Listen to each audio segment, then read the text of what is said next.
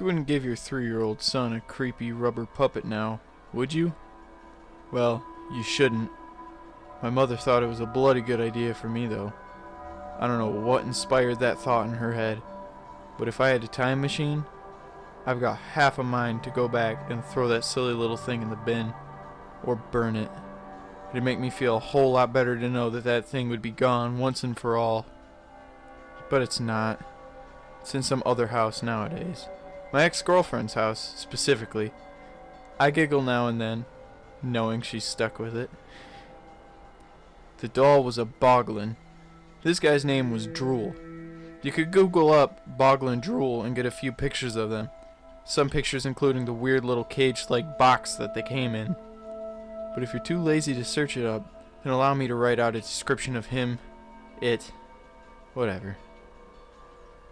The thing looked like a human head, except smaller. It had a scrunched up face and a little pointy ear things on the top of its head. Its face contained 2 eyes that glowed in the dark, a little nose, and a mouth with 2 teeth, one on the top, and one on the bottom. Where the ears should have been were 2 little spindly rubber arms, 3 fingers and a thumb per hand. Around the back of the thing was a weird pointed devil's tail thing. The whole thing was colored with a grayish tan with smudges of light purple and green around its face.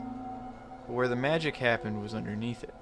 Underneath the damn thing was a hole you could fit your hand into. If you shove your hand up Drool's hole, you could open and close its mouth and make its eyes move from left to right due to some weird little plastic mechanism inside of him. Well, that creepy little thing was given to me when I was 3, and I loved that thing up until I had my first night terror about it. The start? Mr. Blobby. Just joking. It was a little rubber cunt.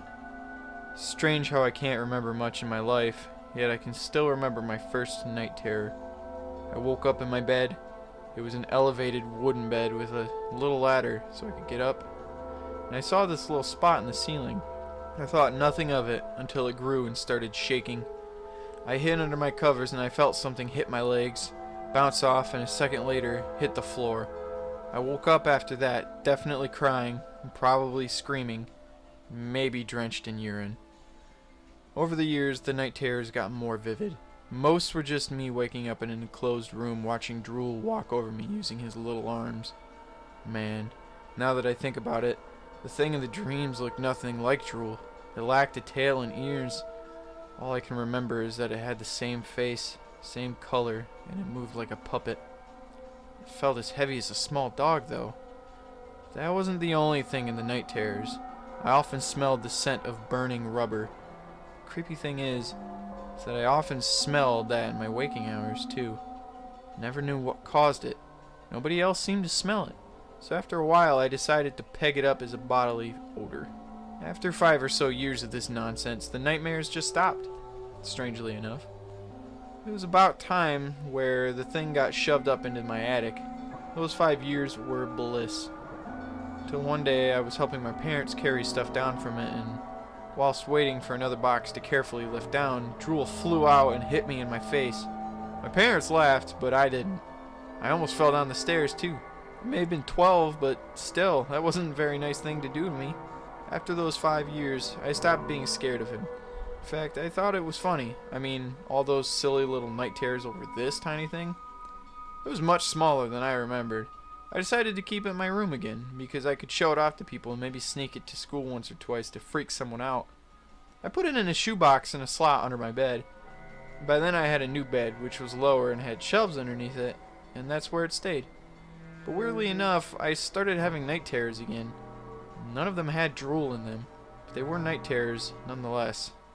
The night terrors that freaked me out the most was when I woke up and heard fast, heavy breathing behind me. Naturally, I covered my ears and curled up like a scared little puppy, and the breathing was in my head. For a few seconds before I woke up, man, that was the worst than most of the night terrors I had had before. Anyway, after that I decided to put a weight on the shoebox lid. For some reason, that worked fine and dandy, and I never had a night terror again. Skip forward to when I'm 14, and I have my first, and my only and also now ex-girlfriend. She lived 200 or so miles away. We met in person only a few times. She tells me that she used to have a Boglin as well. So I thought, I ought to give her mine. I don't exactly like the thing. And she liked the idea. She had 2 little brothers who loved to smash stuff, and I thought if there's one way this thing should go out being bashed to bits by kids. When I had that marvelous idea, I was at her house. After returning home, I decided to just leave it until I traveled over to her house again. The wait excited me, finally getting rid of that thing that caused me so much hassle in my life. Finally getting rid of that goddamn rubber thing. It was like Christmas was coming, honestly. I was ecstatic right up until the day before I was due travel 200 miles to go see my lovely, lovely girlfriend to give her the present of the Boglin bastard drool. I was ecstatic right up until I ran up to my room to get that weight over the roughed up shoebox to get the thing outside.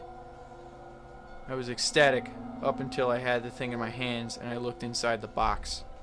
Scratches everywhere. Some were deep enough to go through the cardboard, leaving barely noticeable marks on the outside of the box. I'd be lying if I said that I don't know where those scratches came from, because there just so happens to be a little rubber thing in there which likes to cause pain. But I looked at it, right in the eyes. I looked over it, trying to see if there had been any changes in it. I don't know why I looked.